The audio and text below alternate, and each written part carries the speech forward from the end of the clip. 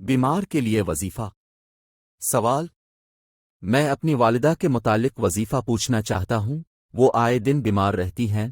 پہلے پتھری کا مسئلہ تھا، 4-5 سال تک اس کی تکلیف میں رہیں، پتے کا آپریشن کروایا، کچھ دن ٹھیک رہیں، پھر بیمار رہنے لگی ہیں، بہت تکلیف میں ہیں، پوری رات نہیں سو پاتی، کمر میں درد، پیٹ میں درد، پاؤں میں درد، نماز پڑھنے کا دل بھی نہیں کرتا، نماز پڑھنے کی بہت کوشش کرتی ہیں لیکن پڑھتے پڑھتے سر درد، بے چینی ہونے لگتی ہے، برائے مہربانی کوئی وظیفہ بتا دیں۔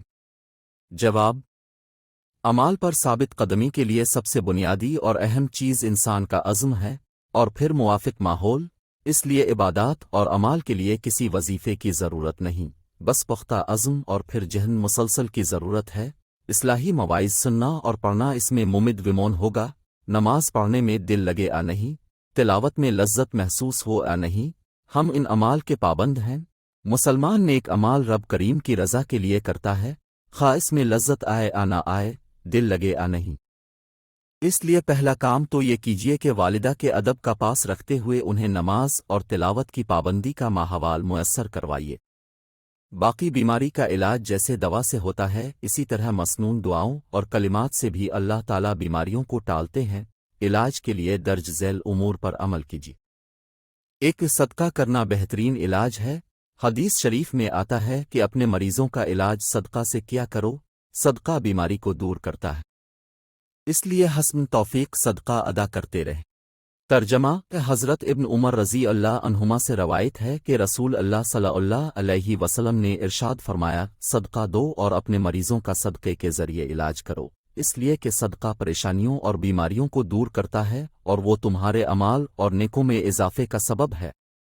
2، روزانہ صبح نہار منہ 7 دانے مدینہ منورہ کی اجوا کھجور کھلائیں، انشاءاللہ تعالیٰ آپ کی والدہ کی بیماری بہت جلد ختم ہو جائے گی۔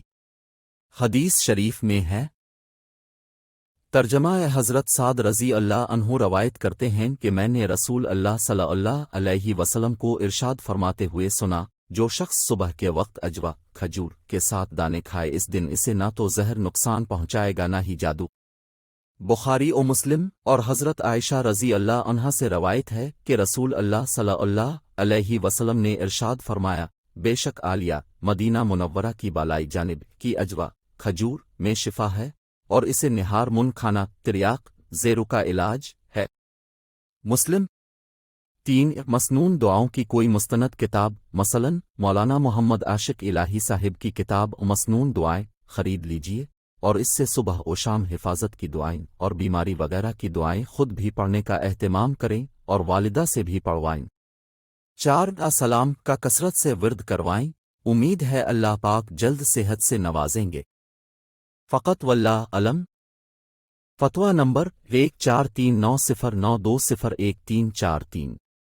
دارالفتہ جامعہ علوم اسلامیہ علامہ محمد یوسف بنوری ٹاؤن۔